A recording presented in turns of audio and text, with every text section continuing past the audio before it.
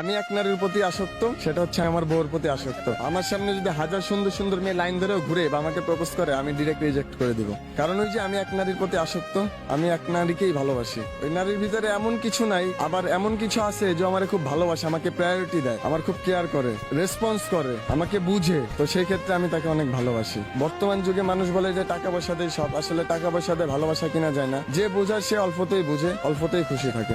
সংসারে খুনসুটি ছোটখাটো থাকবেই, হ্যাঁ, ঝগড়া বিবাদ টুকটাক থাকবেই। ওই ঝগড়া বিবাদের মাধ্যমে একে অপরের ভালোবাসাটা, বন্ডিংটা আরো ভালো থাকবে। তো ওই কারণে আমি মনে করি যে খুনসুটির ভিতরেও অনেক ভালোবাসা থাকে। যেমন আমাদের ভালোবাসা অনেক। আমি এখন ওকে ভালোবাসি, ও দেশে থাকে, আমি ঢাকায় থাকি। ছুটিতে আমি যাই, তখন একসাথে ঘুরি, ফ্রি সবকিছু করি। ঢাকায় যখন থাকি আমি ওকে খুব মিস করি। আমি বলতে চাই আমি ওকে সবসময় ভালোবাসি, সবসময় মিস করি। হ্যাঁ, ওর ফ্যামিলির কেউ জানতো না, ওর ভাই জেনে গেছিল। ওর ভাই আমার ফ্রেন্ড হয়, আমাকে লাইক করতো, আমিও লাইক করতাম। বিয়ে যে করব এটার চিন্তা ভাবনা আমার ছিল না, কিন্তু ওর যে আমার যে সুমন্দি বউ, সে বলছে যে ভাই বিয়ে যদি এখন না করেন তাহলে কিন্তু ভবিষ্যতে এই মেয়েকে আর পাবেন না। তো এই কথার পরিপ্রেক্ষিতে আমি ওই মেয়ে আমাকে মানে হেল্প করে, আমার সুমন্দি বউ হেল্প করার কারণে পরে ওই মেয়েটাকে নিয়ে আমি ভেগে যাই। 2 দিন বাইরে ছিলাম আমার এক বান্ধবীর বাসায়। ওকে আলাদা আমার বান্ধবীর সাথে রাখছিলাম, আর আমি আমার বান্ধবীর ছোট ভাইয়ের সাথে ছিলাম। আমার নামে মামলা মোকদ্দমা কেস টেস করে দেন আমি চলে আসছি। আসার পরে মেয়েকে থানায় নিয়ে গেছে। নিয়ে যাওয়ার পরে ওসি জিজ্ঞাসা করছে, ওসি রুমে নিয়ে ওসি স্যার বলতেছে যে তুমি কি চাও? বলে আমি এই ছেলের সাথে সংসার করতে চাই, এই ছেলের সাথে থাকতে চাই। বলে তোমার তো প্রাপ্তবয়স্ক হয় না। তখন বয়স ছিল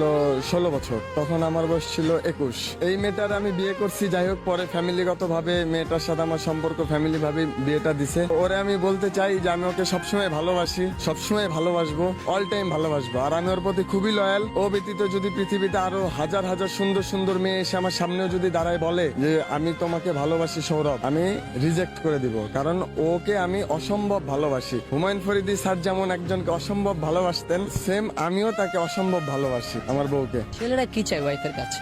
ছেলেরা কি চায়? একটা ছেলে চায় যে মেয়েটা তাকে ভালোবাসুক, তার প্রতি লয়াল থাকুক, তাকে কেয়ার করুক, এগুলোই চায়। এই 5 বছর হবে।